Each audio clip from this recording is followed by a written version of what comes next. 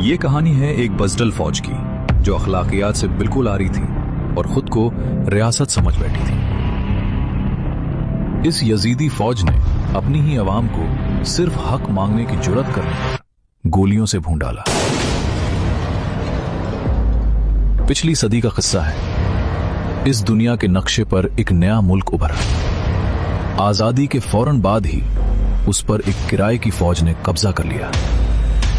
शुरू में वो खुद को मुहाफिज बनाकर पेश करते रहे, दुश्मन के सामने सीना तान कर खड़े होने की कहानियां सुनाई, जाने कुर्बान करने के किस्से बयान किए। अवाम को यही बावर कराया गया कि ये फौज ही इस मुल्क के असल खैर खा है। वो सियासतदानों को एक दूसरे से लड़ाते, फिर अचानक एक मेज पर बिठा देते, कभी एक दूसरे पर कीचड़ उछालते, कभी मिलकर मुस्कुरा देते।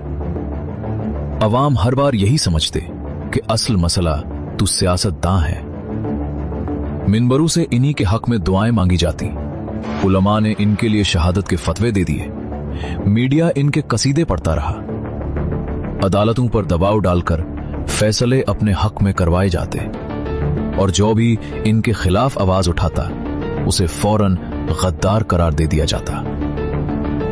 वक्त गुजरता गया, मुल्क का बड़ा हिस्सा इनके कब्जे में चला गया। बजट का ज्यादातर हिस्सा इन्हीं के नाम पर उड़ने लगा।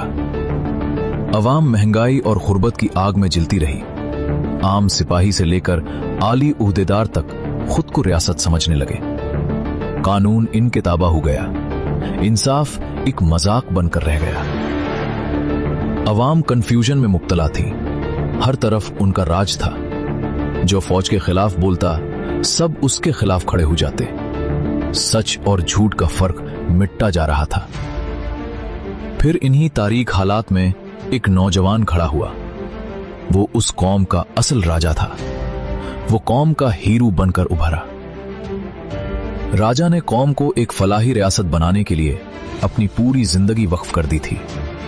वो भी शुरू में बाकी लोगों की तरह यही समझता था कि मुल्क को सियासतदान लूट रहे हैं।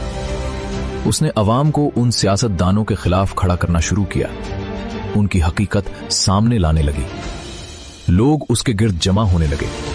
फिर इलेक्शन आए, राजा हार गया, या फिर शायद उसे हरा दिया गया। उसने हार मानने से इनकार कर दिया और एक तवील कानूनी जंग लड़ी। आखिरकार हकीकत सामने आई कि उसके साथ बड़ी धांधली हुई थी। उसके बाद राजा की जदोजहद मजीद आग बकूला बन गई। वो पहले से ज्यादा ताकत और जोश के साथ मैदान में उतरा। एक बार फिर इलेक्शन हुए। इस बार भी उसे हराने की पूरी कोशिश की गई, मगर अवाम के वोट की ताकत ने उसे कमजोर सी हुकूमत बना दी। राजा मुल्क का वजीर आजम बन गया। इख्तिदार में आते ही उसकी आंखें खुल गईं। वो हकीकत उसे नजर आई जो बरसों से उससे छुपाई जा रही थी। उसे समझ आ गया कि असल ताकत कहां है और खेल कौन खेल रहा है। उसने फैसला किया कि इस बुज़दिल फौज के खिलाफ खड़ा होगा जो खुद को रियासत समझ बैठी थी। यही फैसला राजा के लिए हकीकी आजादी का आगाज बन गया। उसके अपने जो इसके साथ थे आज उसके खिलाफ हो गए। मीडिया बदल गया, अदालतें फौज के आगे लेट गईं और फिर एक दिन उसे अचानक गिरफ्तार कर लिया गया। उसकी बापर्दा बीवी को भी जेल में डाल दिया गया। राजा को एक अंधेरी तपती हुई भट्टी जैसी कूटरी में बंद कर दिया गया। कई साल गुजर गए। कौम ने राजा की शक्ल तक नहीं देखी, उसकी आवाज तक नहीं सुनी। वो आहिस्ता आहिस्ता खत्म किया जा रहा था ताकि उसे इबरत का निशान बना दिया जाए। मगर राजा ने वो सच बेनकाब कर दिया था जो बरसों से छुपाया जा रहा था। अब बाहर कुछ बाशूर नौजवान राजा के पैगामात को जदीद टेक्नोलॉजी का इस्तेमाल करते हुए छुपकर अवाम तक पहुंचा रहे हैं। वो राजा की आवाज बनकर कौम को जगाने की कोशिश कर रहे हैं। कौम आज भी खौफ और सच के दरमियान खड़ी है। वो फैसला नहीं कर पा रही कि किसका साथ दे। मगर एक बात वाज़े हो चुकी है, राजा कौम का हीरो अपना हिस्सा अदा कर चुका है।